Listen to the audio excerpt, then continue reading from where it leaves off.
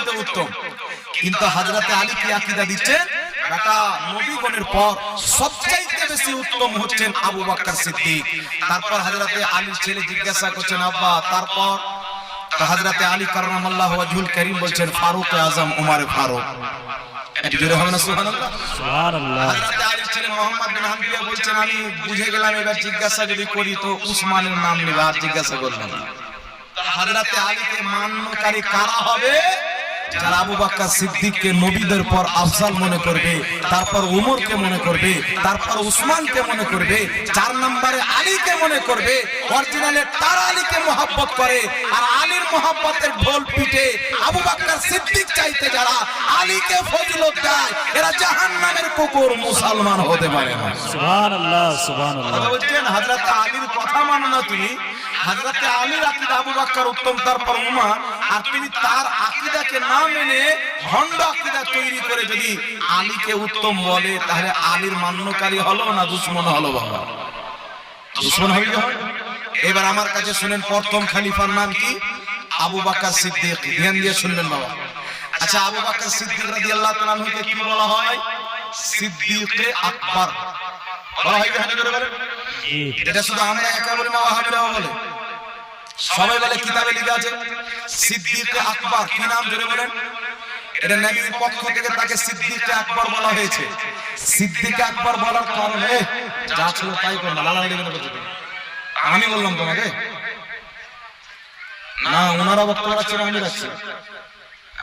আমি কিছু নাম বলে লড়াই না, বদনাম করবো আগামী বছর মাইকে সাল্লাল্লাহু আলাইহি নবী ওয়া আলিহি বারিক ওয়া সাল্লাম।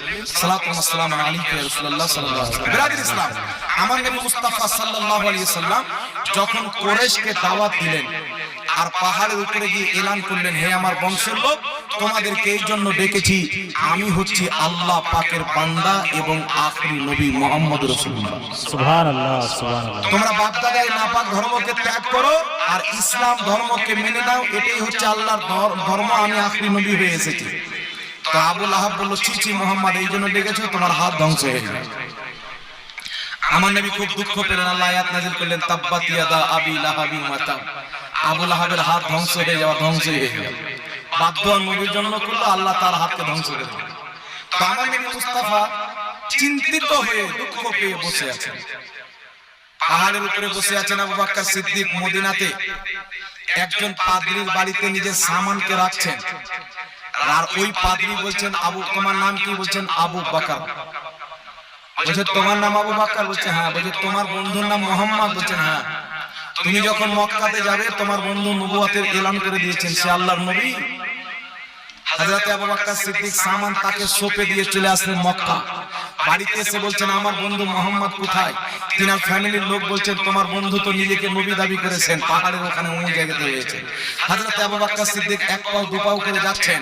আমার নবী মুস্তাফা আবু বকর সিদ্দিককে আসতে দেখে দাঁড়িয়ে গেলেন। দাঁড়ার পর নবী মুস্তাফা বলছেন, আবু বকর, আমি হচ্ছি আল্লাহ পাকের নবী। হযরত আবু বকর সিদ্দিক বলছেন, আপনি আল্লাহ পাকের নবী কি করে বুঝবো? আমার নবী মুস্তাফা বললেন, তুমি কি এটা বিশ্বাস করো না? ওই যে পাদ্রী তোমাকে বলেছিল, যেখানে তুমি সামান রেখেছো, যে তোমার বন্ধু মুহাম্মদ নবুয়তের এলান করে দিবে। তখন আবু বকর সিদ্দিক কিছু না জিজ্ঞাসা করে সর্বপ্রথম নবী মুস্তাফার প্রতি কালেমা পাঠ করে ঈমান আনলেন। সর্বপ্রথম নবীকে নবী মানার কারণে তিনার নাম হলো সিদ্দিকে আকবর, সবচাইতে বড় সত্যবাদী। সুবহানাল্লাহ সুবহানাল্লাহ সুবহানাল্লাহ। তো সবচাইতে বড় সত্যবাদী তো আল্লাহ। আল্লাহ পাক কোরআনে বলছেন, এই জমিনের মানুষ, তোমরা কি আমার চাইতে বড় সত্যবাদী কাউকে দেখছো? আমি আল্লাহ সবচাইতে বড় সত্যবাদী। কিন্তু নবী মুস্তাফা, আমরা আপনারা সবাই হযরত আবু বকর সিদ্দিককে সিদ্দিকে আকবর বলি, সবচাইতে বড় সত্যবাদী। আর আল্লাহও সবচাইতে বড় সত্যবাদী, আবু বকর সিদ্দিকও সবচাইতে বড় সত্যবাদী। আহলে হাদিস ওয়াহাবী যদি বাপের বেটা থাকে, তাহলে সিদ্দিকে আকবর বলা শিরক। একবার বলুন, বাপও মুশরিক হবে, মাও মুশরিক হবে, দুটার বিয়ে ভঙ্গ হয়ে যাবে।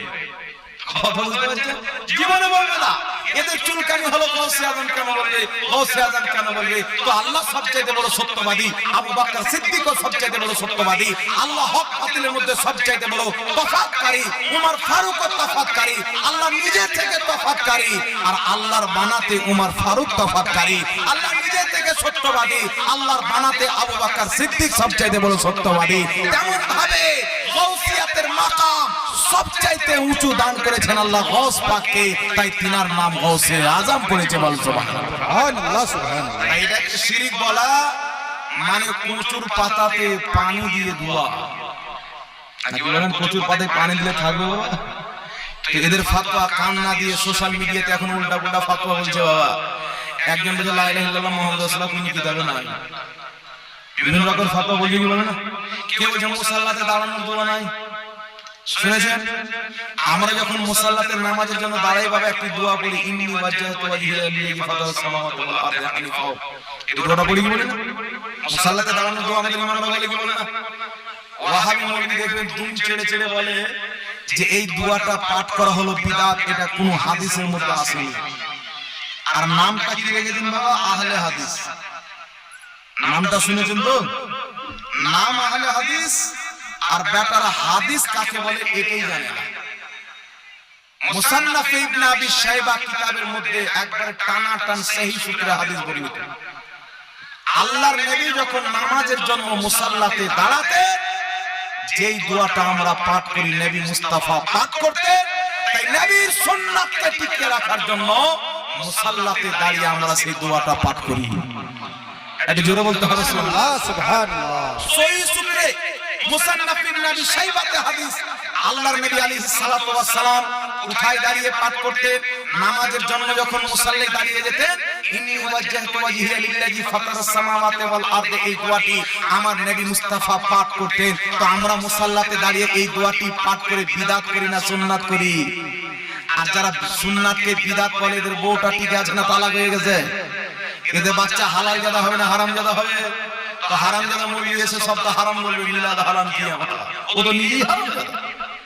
চিন্তা করেন তাদের ইসলাম যেটা নবী মুস্তাফা নিজে করেছে, এদের ধর্মটা বিদআত। ইমাম আহমদ বিন হাম্বল রাদিয়াল্লাহু তাআলা আনহু মুসনাদ আহমদের মধ্যে তিনার আরেকটি কিতাব কিতাবুজ জুহাদের মধ্যে দুইটি কিতাবে একবারে টানাটান সহিহ হাদিস নিয়েছেন। হযরতে আবু দারদা খেজুরের বিচি দিয়ে তাসবিহ গণনা করতেন। আর অনেক কিতাবে আছে হযরতে আবু হুরায়রার কাছে একটি মোটা সুতা ছিল, তাতে 2000টা গিট বাঁধা ছিল। ওই গিটগুলো গুনে গুনে তিনি তাসবিহ পাঠ করতেন। বিভিন্ন সাহাবীকেও পাথর কাকড় দিয়ে পাঠ করতেন। আর এই গাঁজার দল বলছে তাসবিহ পাঠ করা বিদআত। মানে সাহাবীরা যেটা করেছেন এটা বিদআত, ওরা বিদআত বুঝলো না, এই গাঁজার দল বিদআত বুঝে নিল। মসজিদ থেকে যাকাতের পয়সা এসে যেই ফতোয়া ডেলিভারি দিতে বলে, এই মসজিদের দালালরা ওই ফতোয়া ডেলিভারি করে। নবীর আমার নবীর হাদিস পড়েন, বুখারী খাওয়ারিজদের আলামতের চ্যাপ্টার পড়েন, স্পষ্ট ভাবে এদের আলামত নবী পাক বলে দিয়েছেন। আল্লাহর নবী বলেছেন নামাজ খুব পড়বে, রোজা খুব রাখবে, তাদের দাড়িগুলো খুব ঘন ঘন হবে, মুসাম্মিরুল আজাদ পায়জামা লুঙ্গি খুবই উঠিয়ে উঠিয়ে পড়বে। আল্লাহর নবী বলেছেন হাকিকাতান কেলাবুন নার, এর আসলে জাহান্নামের কুকুর হবে। নামাজ পড়বে জাহান্নামের কুকুর, রোজা রাখবে জাহান্নামের কুকুর, লুঙ্গি পায়জামা বেশি করে উঠিয়ে পড়বে, কারা বেশি উঠবে বাবা?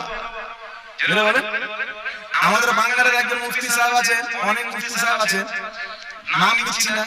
ওই মুফতি সাহেব ট্রেনে বসে আছেন, একজন ব্যক্তি ফটো তুলে নিয়েছে, আর ফটো তুলে নিয়ে সোশ্যাল মিডিয়াতে ছেড়েছেন নাম দিয়ে মুফতি। তো মুফতি সাহেবের পায়জামাটা এই টাকনুর নিচে আছে। তো ওয়াহাবিরা কমেন্ট করছে আর ড্রেসটা তো জাহান্নামে নিয়ে যাবে, সুন্নাতের খেলাফ ড্রেস, হারাম, নাজায়েজ, বিদআত, শিরক, কমেন্ট পুরো ভরে দিয়েছে। আমি চিন্তা করলাম আল্লাহ এদেরকে আহলে হাদিস কে বলেছিল? এদের সাথে 100% ফিট হয় হাদিস চোর। এরা দলিল দিবে বুখারীতে হাদিস, নবী পাক বলছেন যারা টাকনুর নিচে জামা পরে এরা জান্নাতে যাবে না। এই ভালো করে ধ্যান দিয়ে শুনলেন, আপনাদেরও বেরেনেদের বক্তব্য শুনে খটকা মারে দেয়। আমাদের হুজুর মৌলভী সাহেব ইমাম সাহেব তো টাকনুর নিচে পড়ে, আপনাদের ইমাম সাহেব সুন্নি মশলা জানে। দাজ্জাল কানামাই যে একটা হাদিস পড়ে আর একটা হাদিসকে বাদ দিয়ে দিবে। আমরা সুন্নি সবটা হাদিস দেখি, ফয়সালা তারপর টানি। সুবহানাল্লাহ বলে। নবী পাক আলাইহিস সালাতু ওয়াস সালাম বলেন যে টাকনুর নিচে জামা পরবে তার ঠিকানা জাহান্নাম। সহিহ মুসলিমের মধ্যে হাদিস আছে, বুখারীর মধ্যে, এগুলো সব কিতাবে পেয়ে যাবেন। এই কিতাবেই হাদিস আছে হযরত আবু বকর সিদ্দিক ওনার পেটটা অনেক নিচু ছিলেন, উনি জীবনে পেট ভরে খাবার খান। তিনি পায়জামা পরতেন তো টাকনুর নিচে চলে যেতেন। নবীর এলান যখন শুনলেন এসে বলছেন হুজুর আমারও তো পায়জামা টাকনুর নিচে চলে যায়। তো নবী পাক বলছেন তোমার জন্য নয়, অহংকারের নিয়তে যেই ব্যক্তি টাকনুর নিচে জামা পরবে তার ঠিকানা জাহান্নাম হবে। আর অহংকারের নিয়ত যদি না থাকে তো সমস্যা নাই। কথা বুঝতে পারলেন? তাহলে যদি ও টাকনুর নিচে গেলেই জাহান্নামী হয়, তো আবু বকর সিদ্দিককে জাহান্নামী বলবে? বউ তো তালাক হবে, শাশুড়িও তালাক হবে।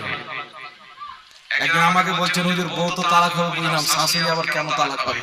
আমি বললাম বউকে বিয়ে করেছিস তাই তো তার মাটা শাশুড়ি, ওই তালাক হয়ে গেল তো শাশুড়ি কোথায় থাকবে? নাকি বলেন? এই জন্য পৃথিবীর মুসলমান উত্তম সুন্নাহ পদ্ধতি হচ্ছে টাকনুর উপরে পড়া। আর কোন আলিমের কোন ব্যক্তি যদি টাকনুর নিচে চলে আসে এতে হারাম নাজায়েজ হওয়ার কিছু নাই। কেউ যদি অহংকারের নিয়তে পড়ে তাহলে মাকরুহ তাহরিমি গুনার কাজ হবে। কথা আপনারা বুঝতে পেরেছেন? জোরে বলেন মাসলাটা বুঝলেন?